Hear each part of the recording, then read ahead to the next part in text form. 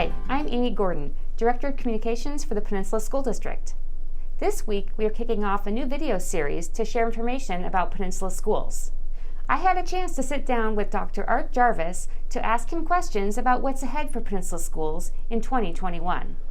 Well, hello, Dr. Jarvis. Thank you for coming in today. Thank you, Amy. How are you? I'm good, thank you. So I wanted to ask you some questions today, mostly about our reopening. We know that the coronavirus pandemic has been a challenge for everyone in our community, but in particular in our school district, it has been a challenge. So what can you say about, as we look forward to 2021, what things are going to be happening in our district to get students back in our schools? There is an awful lot of disruption that took place in 2020, and people are looking forward to the schools being a central part of their lives again, and with some quote-unquote normalcy. So where we are at the moment is that, as you well know, we've been operating the K-1 in the schools, and the testing program that we were involved in, the pilot program, proved almost unequivocally that gathering children in school did not spread a virus. It didn't bring in the virus. It didn't cause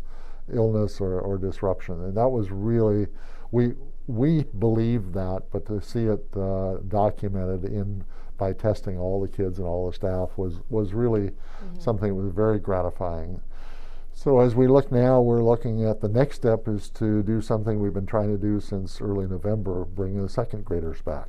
So we'll have the K2 attending 4 days a week, and that is supposed to start on the 19th of January. Do you happen to know about how many second graders are interested in coming back to school for in-person learning? It's somewhere between 85 and 90%. And the reason I give it a little indefinite is we did a survey, the parents responded, and it's been going up ever since with other parents who are saying, hey, we'd like to add into. So we've had approximately at least 30 to 40 parents who want to shift from the remote to in-person in the K-1. And then we've had about 85 to 90% of the second graders, parents of second graders, who want the children to be in person. What can you say about bringing back the grades 3 through 5? They recently finished the project that we had launched into to engage the staff in what's the best model that we can use to bring in the 3 through 5. And looking at the choices, they came up with the best choice being half day. So dividing the classes essentially into A and B groups, with half of them attending in the morning and half of them attending in the afternoon.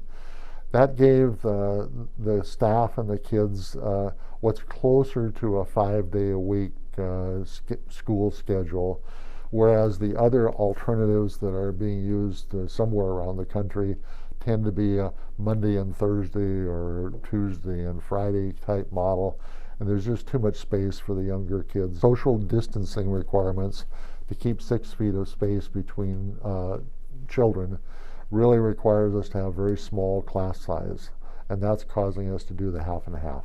What can you tell us about the secondary students, 6 through 12? They finished that planning process this last week, and they've been working diligently because it is so complex to figure out. The question mark is that it's also tied to the guidance we get from the state health department and the other state agencies.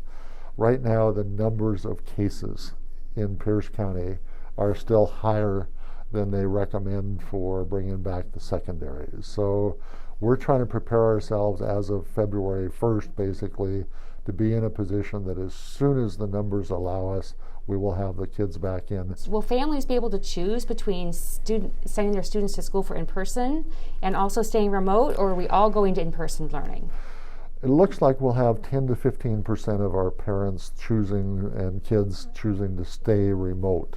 We've tried to honor what we call a dual platform.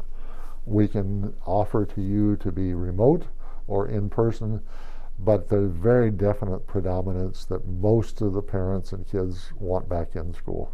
What do you know about how they have assimilated into all the safety protocols and the wearing of the masks and standing 6 feet apart? How do you get kindergartners and first graders to do it, and how have they done? The kids have learned their zombie walk, that they can keep their distance. They've learned the protocols. They know that there's a tree out on the playground they can touch if they want to take their mask down for 60 seconds.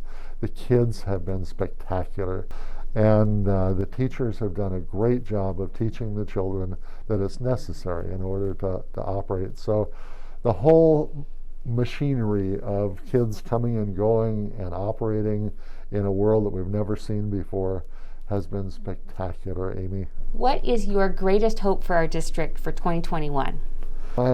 My greatest hope is as quickly as possible we can get